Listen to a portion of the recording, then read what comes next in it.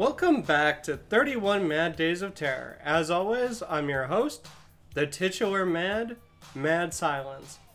Can you believe this is the first installment where Jason is actually undead? I know it's fucking weird.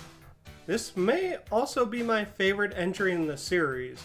While I personally think under the right circumstances, Part 5 really could have been a new beginning, the film, while not terrible, wasn't very good either.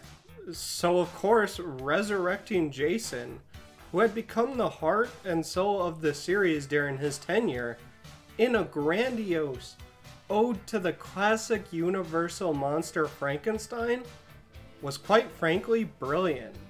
It truly breathed new life into the franchise. Recasting Tommy Jarvis was also the right move.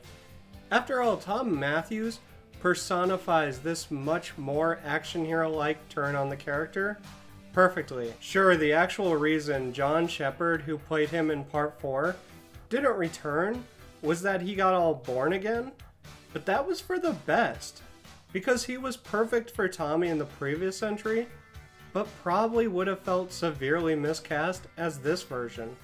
In the previous installment, there was a lot of focus on the mystery of who the copycat was.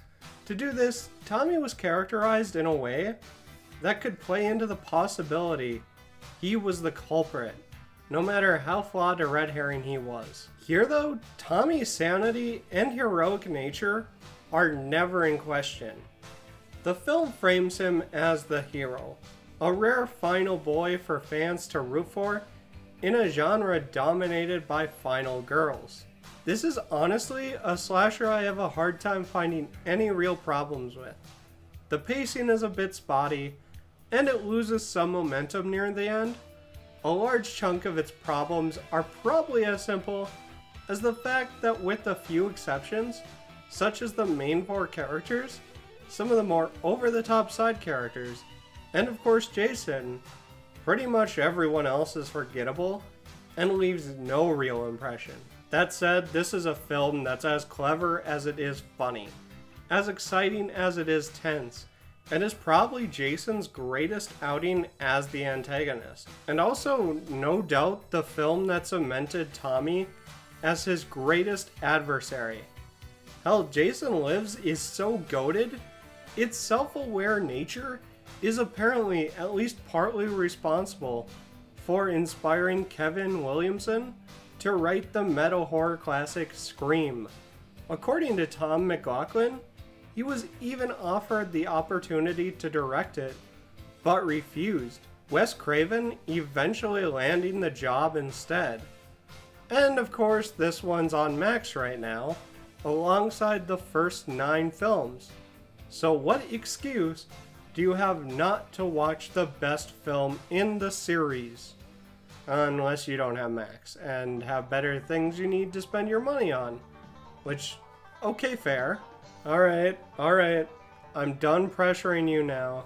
Next time, join me as we look at how the franchise somehow managed to take 2 steps back, managing to botch the awesome concept of Jason versus Carrie.